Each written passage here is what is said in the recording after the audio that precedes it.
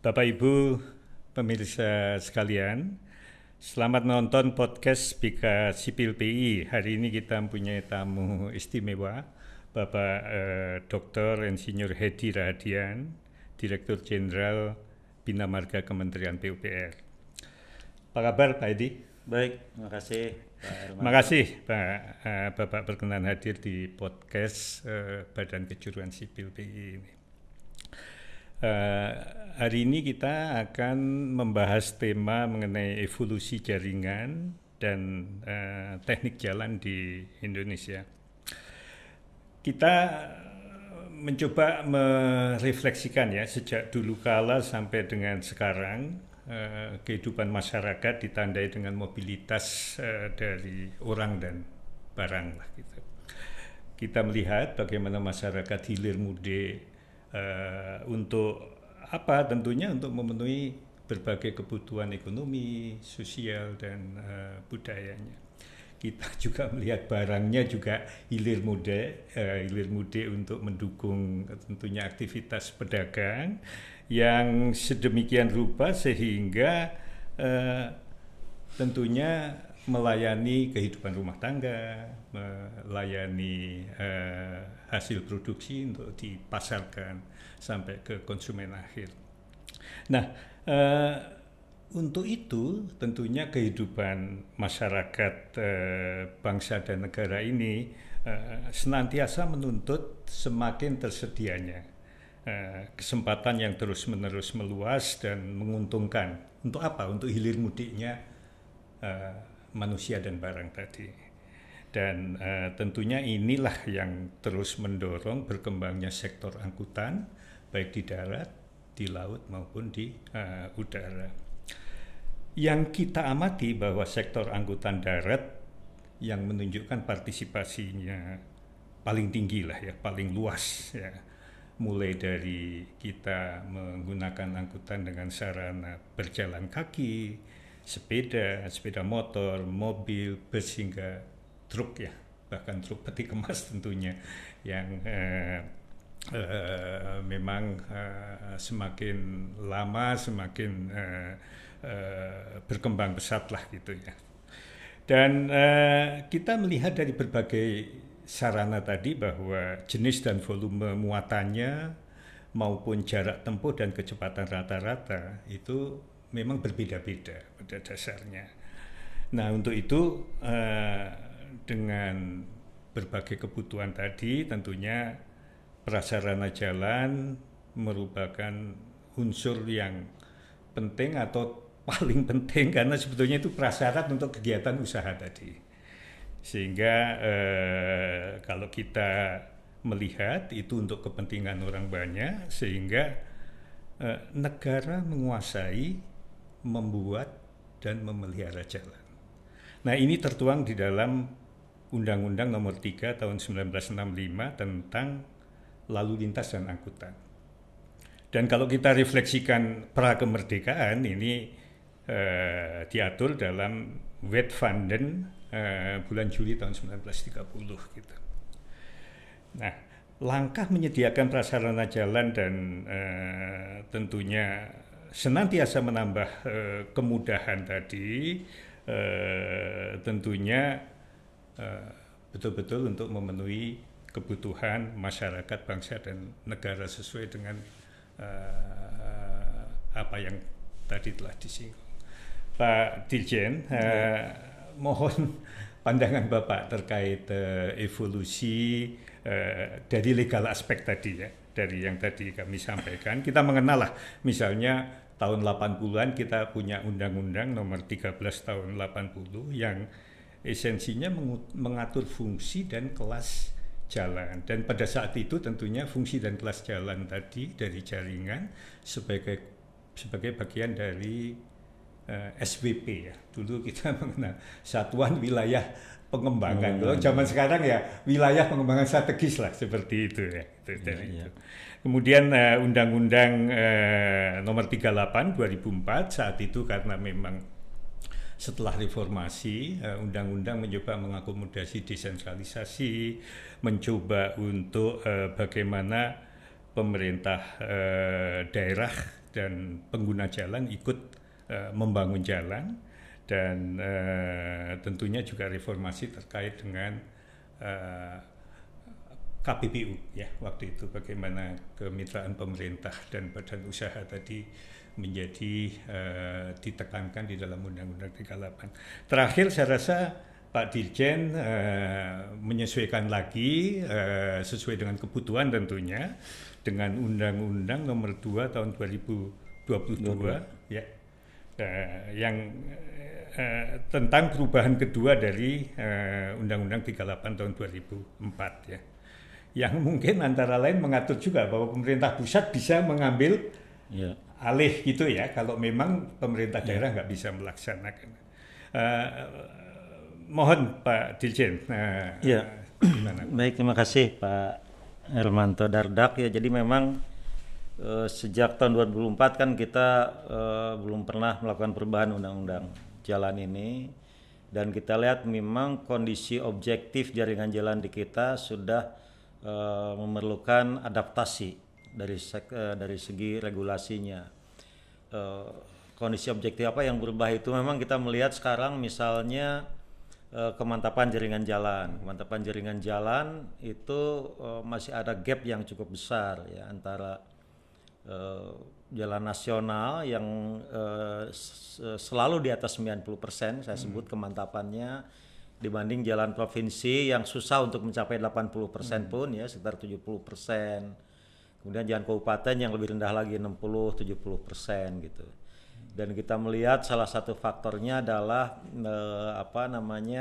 kemampuan keuangan daerah, walaupun memang di situ ada DAK sehingga perlu ada ruang untuk intervensi pemerintah pusat kalau itu memang sangat penting dan strategis untuk konektivitas, terutama untuk daerah-daerah yang secara ekonomi sangat potensial. Ini salah satu yang dibuka di Undang-Undang Nomor 2 ini.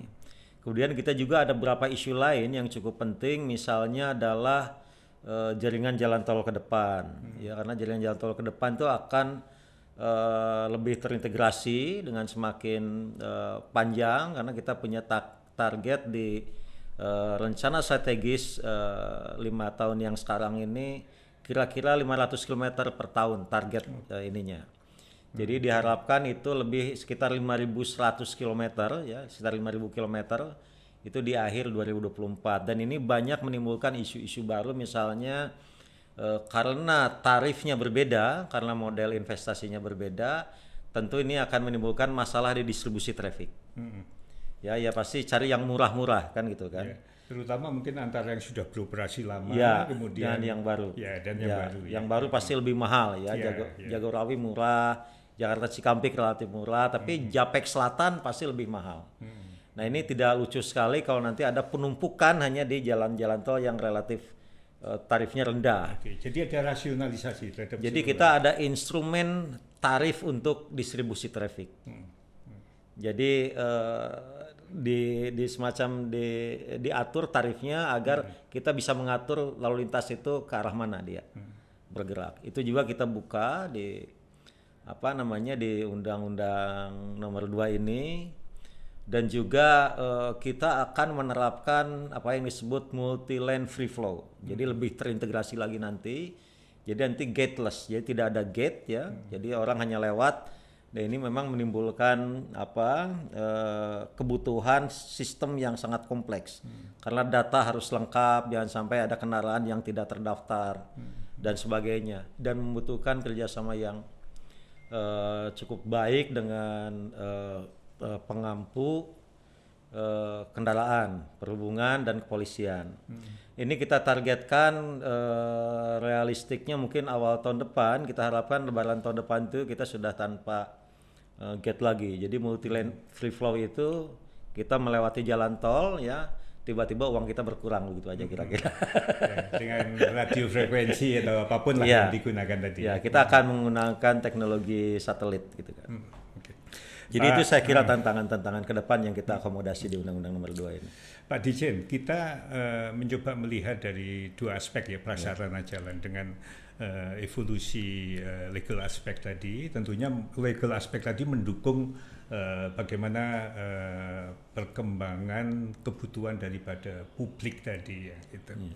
Nah, kalau kita kelompokkan, yang pertama adalah dari sistem jaringan jalannya, dan yang kedua dari sisi lebih ke teknis, ke struktur daripada jalan dan jembatannya sendiri. Pak Dirjen tadi menekankan ya, terutama terkait dengan jaringan ya, bahwa kita ingin memodernisasi jaringan jalan kita dengan sistem tol tadi, yang memang menonjol di dalam undang-undang tadi.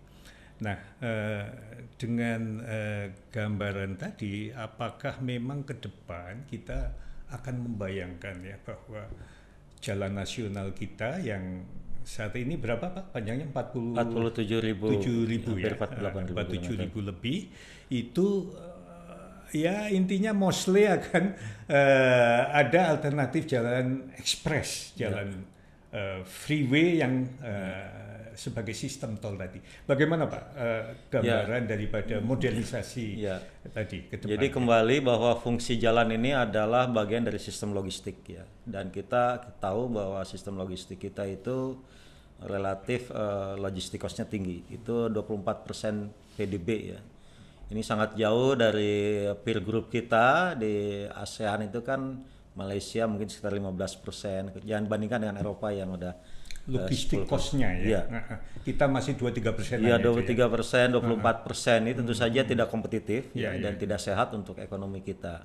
Nah, kalau kita lihat bahwa moda yang paling banyak digunakan di kita ini ya, terlepas berbagai penyebabnya, itu adalah angkutan jalan.